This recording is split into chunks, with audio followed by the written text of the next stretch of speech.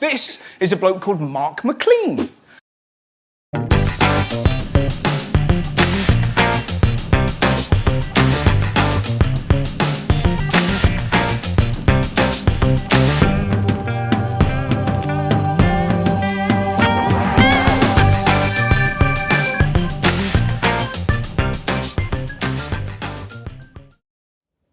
Hey everyone, thank you for joining me for my first video of 2020. I promised a lot in 2019 which never really came about, did it? There's a few reasons for that which I'm just going to get in a little moment. And also I would like to say happy belated new year. Hasn't 2020 just been great already? More on that to come. But first, let's have a little recap of what I've been up to and what I'm hoping to do for 2020.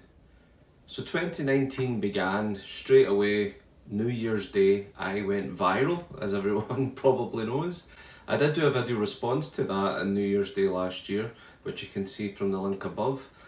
I went in many news outlets, many newspapers, featured in online feeds such as ones even in Lad Bible, which had over 30 million followers. I ended up with quite a few other many journalists asking for further interviews. I was asked to go down into London to appear on This Morning with Holly and Phil, but sadly Holly had to turn you down. Everything came like a mountain, and based on the fact that everything was taken out of context entirely, I was hoping for some legal advice in that, so if there's any good lawyers, get in touch. But then when everything seemed to have died down with all that, a couple of months later, out of nowhere it came back up again with Russell Howard. He had a good bit to say. I ended up kind of retreating away from YouTube, kind of retreating away from any public videos and that, because I was getting a little bit paranoid walking down the street, you know, because I've already been stopped a few times over the years with people saying they like my videos. Now it's the case of what they're going to stop me for with all the news and all the articles and everything that was taken out of context. So I really did retreat away. I hold my hand up. I lost a little bit of heart with the YouTube as well. The one thing I was really enjoying and hoping for 2019 to really kick in seemed to have went up in flames. I could have took that the other way, like many celebrities out there, they always get bad press but they always come back, it's a working line. I just kind of was in the place where I lived in a room that I wouldn't let a dog live in. I had no care in what I was doing. I was just going to work every day and coming back and doing nothing. I never had any real outlook in life other than just enjoying the YouTube while working, and things kind of changed along the way. I did take a little bit of time out in April. I got myself treated up to a nice hotel up in Aberfoyle, enjoyed a little bit of hiking. I climbed Ben Ann twice myself in a beautiful sunny day, both times, one in particular. And I didn't do a lot of videos, I didn't do a lot of photography or anything, but I did get a little bit of drone footage and a couple of snaps on my phone. But 2019 was also a time where I had to get over this travel anxiety about travelling abroad. I don't know why, because I travelled all my days. The last few years really it was just like I was becoming more in the house as well, and all the stuff at New Year never happened with that. I was rather resilient, to be honest with you. I think just getting away from it all quickly became old news. And eventually I went in pilgrimage to Medjugorje, as you've seen my video as well, a link down below. But before I went to Medjugorje I did take time yet again. This was probably my second time going up to a Benedictine monastery in northern Scotland. Absolutely love it. The monks there are so friendly.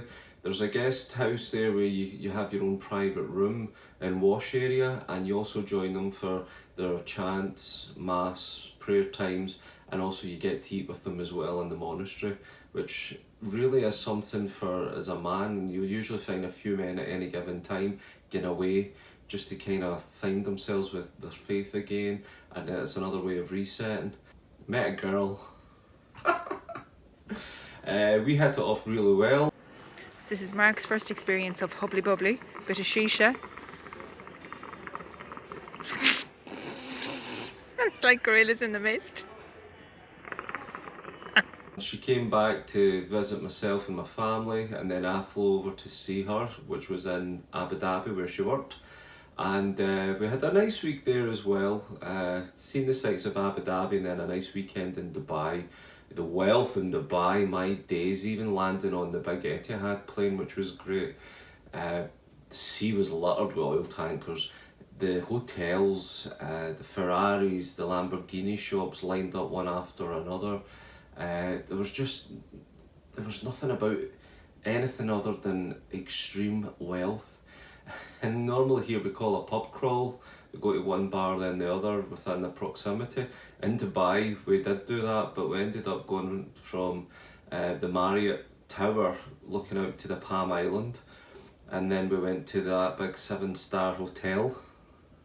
And what a story that was.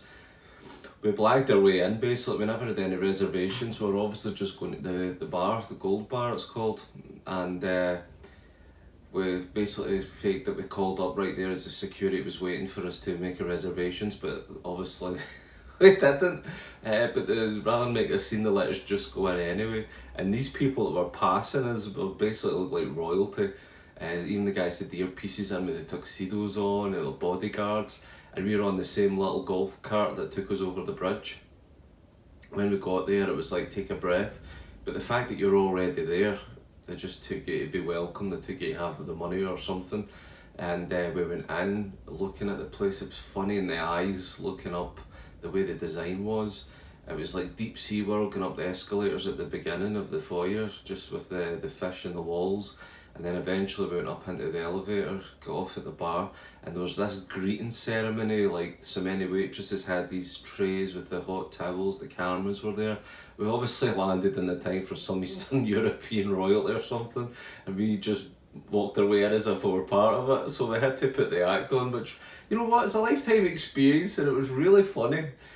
We did have a couple of drinks, quite normal stuff. I had a nice Glenlivet 15-year-old. It's hard to get right now because they're all mature in the casks, but that hotel had some.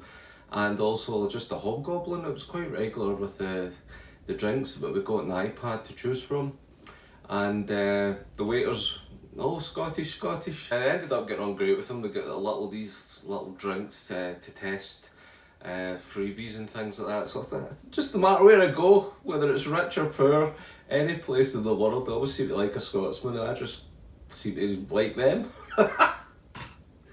So I had a good time there, but a few weeks later we decided to call it a day, just with the distance and things, which made sense, you know, but a lovely girl. It really opened up me for travelling though, and the fact she was coming here, I had to tidy up the house, so I spent quite a considerable amount of my savings on doing my room up, painting it, fitting the carpet. I am a professional IKEA builder, as you can see behind me, with everything, and even stuff off camera. Did a lot, and the fact that I was looking to do some vlogs for the channel, why not keep it positive white? Helps with the mind as well, you know what I'm saying? So that's really been it. I haven't done too much, obviously, with YouTube in 2019, as I say. I did lose that kind of little bit of passion and whatever. But I'm finding that it's coming back in. A year's passed, nothing's came of anything. Brexit's done, and yeah, the next year they'll probably look for another hype, because the hype disappeared the previous few months. I've already had one journalist come to me asking for an interview. Maybe in time, maybe. But I'll be taking that approach with extreme caution, and I'll even record my own conversations with them next time, just to make sure I ain't been misquoted.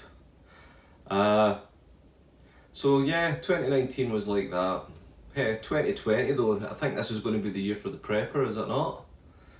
Coronavirus, looking at World War III probably, the more changes that's happening regarding Iran, and then the big deal with Trump and Israel, leaving the Palestinians aside. All his impeachment's now over, but yet the civil unrest and the division in America is something else. Brexit's going ahead, Scotland wants to break off from the UK, there are any other kind of referendums happening in Europe. You know, there's so much happening from the man side of things. And then I would also look at the climate change that's constantly getting a pump up on the media constantly now as well.